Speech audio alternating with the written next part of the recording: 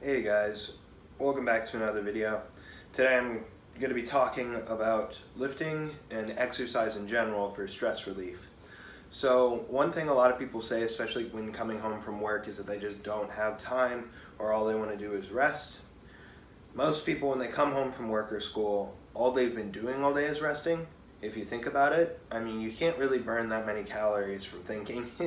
I mean, you burn a few, but it's nothing compared to actual exercise. So the fact of the matter is, it actually can help you to have more energy. And that sounds kind of strange, but if you can build up your endurance and build up your muscular strength, you'll oftentimes feel like you can get it through the day better. Obviously, there's a bunch of different factors at play here, a lot of them being endorphins, your body's ability to recover better, improved blood panel, I mean, all these different things that come with sticking to a exercise program. So when it comes to stress relief, I've noticed that if I had a really rough day, specifically at school, like if something really bad happened, I would go to LA Fitness and I would lift for however many hours I needed to. Not always the most conducive to muscle growth, but that was more so me trying to work out my day. And obviously this goes with running too. I mean, when I was in middle school, what I just mentioned was more so in high school. When I was in middle school, I would go on really long runs if I had something happen at school that bothered me a lot.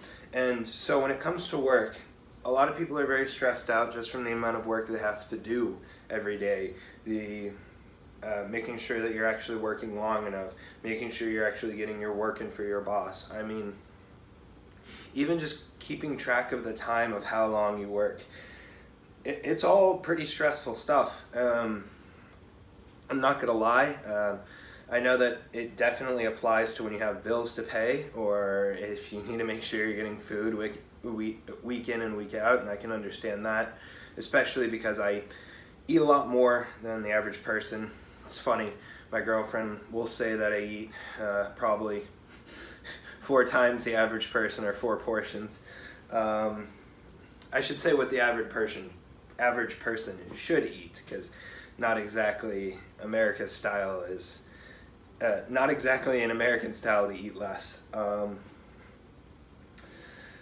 But the fact of the matter is, there's also another element to stress relief with lifting, and that is the fact that you can work towards another goal that isn't completely motivated by, say, money,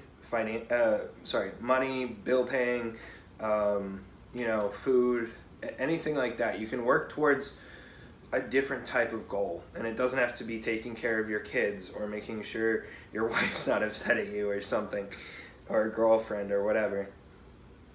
By working towards a goal, say if let's take for example a runner, and they're trying to prepare for a marathon, so they're a long distance runner. So for them, it would be easy to come home from work every day and just say, oh my gosh, my brain is wiped out, I can't do anymore. Do you really need to use your brain that much for running? I mean, last time I checked, I don't think right foot, left foot, right foot, left foot. It actually can be a good meditation time when you go for a run. Especially because if you're working towards that 26.2 mile goal, I believe that's the distance of a marathon. Somebody can correct me if I'm wrong in the comments. You have to work towards that every day. And if you're starting from ground zero, you have to do just a little bit more every day or every other day or however you train.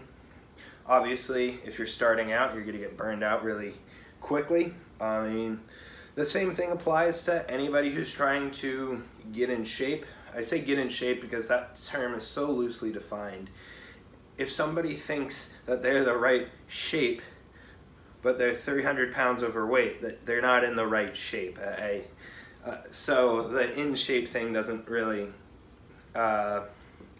make sense to me, but let's say they were trying to be under 30% body fat, because 30% is high to me. 33, I believe, is considered obese for women.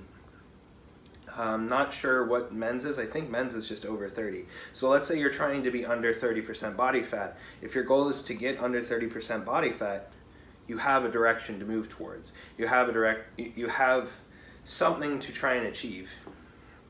Now, obviously, it would probably be most conducive to do a mixed program if you're trying to lose weight, of weightlifting and running, or sorry, cardio. But going back to my point is, if you have a goal every single day that isn't connected to your family life, your financials, work itself, having something else that basically you can set aside and use as time for you to take care of something and work towards a goal that doesn't have to be connected to those other things. And I think that's really important. That applies a lot to people who have hobbies. I know that for me, my hobby kind of is lifting, which some people would say is kind of sad, but I don't know. I like being dedicated to something. I'm really dedicated to strongman. I'm really big into making sure I get enough meals throughout the day, lifting heavy weights, and doing that on a consistent basis.